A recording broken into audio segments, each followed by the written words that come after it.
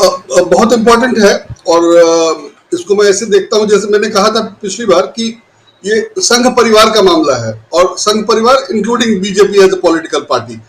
तो मोदी जी सत्ता में आए, उनकी एक रणनीति थी, उनकी एक शैली थी, वो अपना काम कर रहे थे, उसमें कोई दिक्कत नहीं है, लेकिन किसी भी चीज की अति नहीं होनी चाहिए।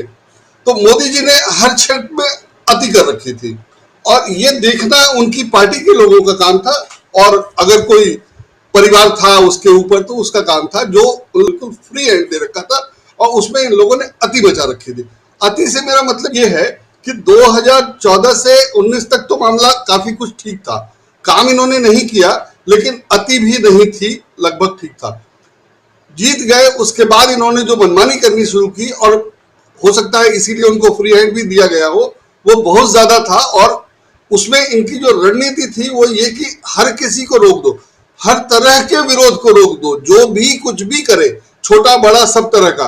तो अगर आप हर तरह के विरोध को रोक देंगे तो पॉलिटिक्स चलेगी कैसे? दूसरा कोई होगा ही नहीं आपका, आपकी आलोचना नहीं होगी, मीडिया को आपने पूरी तरह कंट्रोल कर लिया, जो बोल सकता है उसको किसी तरह से रोक दो। अगर मैंने जैसे अखबारों में खबर नहीं छपती तो किसी ने किताब लिख दी तो आप उसको विदेश नहीं जाने देंगे। किसी ने कुछ बोल दिया तो आप उसका वीजा नहीं बनने देंगे, वगैरह वगैरह। इस तरह से इस लेवल पे स्टेट पावर जनता के फायदे के लिए होता है, जनता के नुकसान के लिए नहीं होता है। ये आप जनता को उससे नियंत्रित करें। हो ये रहा था कि सरकार की जो शक्ति है उसका उपयोग हमारे खिलाफ हो रहा था।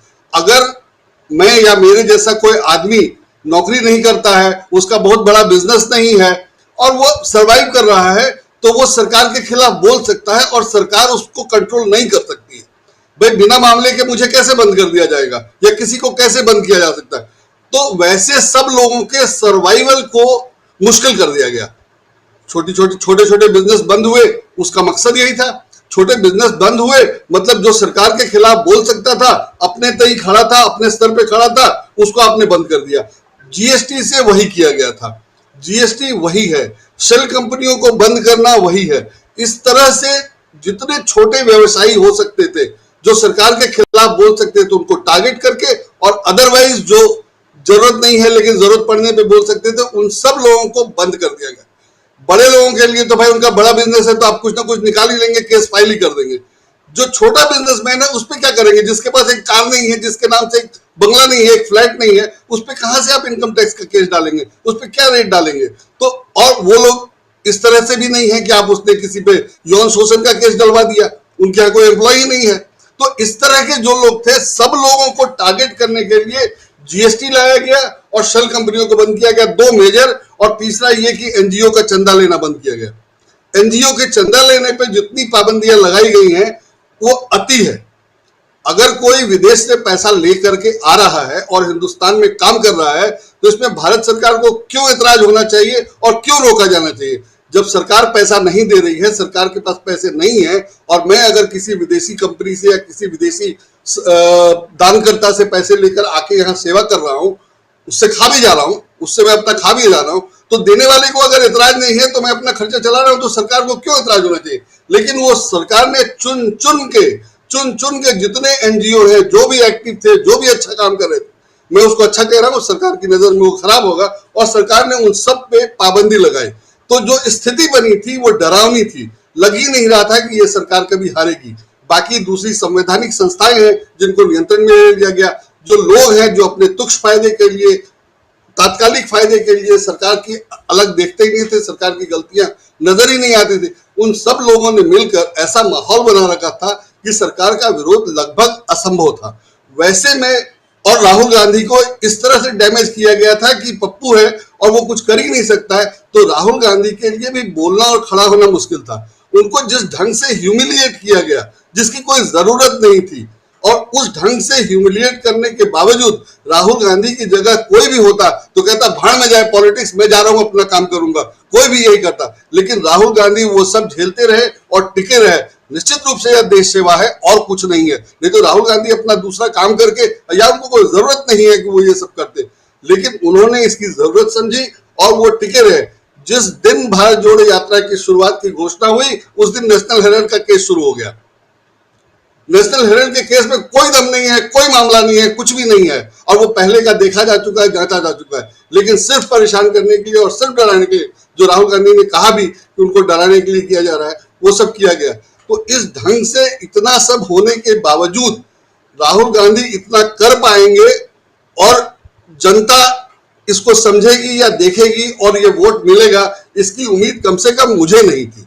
तो इस लिहाज से मुझे लगता है कि ये बहुत बड़ी बात है कि राहुल गांधी इतना कर पाए और जनता ने इस तरह से वोट दिया। मुझे तो लगता था कि जनता को जिस ढंग से बांट दिया गया हिंदू मुसलमान में, उसमें उसको वापस स्थिति में लाना बहुत मुश्किल है। लेकिन अब रिजल्ट देख के लगता है कि हालत उतनी खराब नहीं थी जितनी लग रही थी। और अगर सब लोगों ने वोट दिया है बीजेपी के खिलाफ, तो ये बीजेपी की पॉलिटिक्स की तो हार है ही है। बीजेपी के जो परिवार है उनका पूरा, और जो संघ परिवार है बेसिकली, उसको ये बताया गया है कि किसी को भी अनियंत्रित छोड़ दिया जाएगा तो वो कभी अच्छा नहीं होगा और कभी पसंद नहीं किया जाएगा। मुझे लगता है कि इसको लोगों को समझना चाहिए। और बीजेपी के लोग ही क्यों नहीं नरेंद्र मोदी का विरोध कर सकते थे कि ये नहीं होना चाहिए, ये होना चाहिए।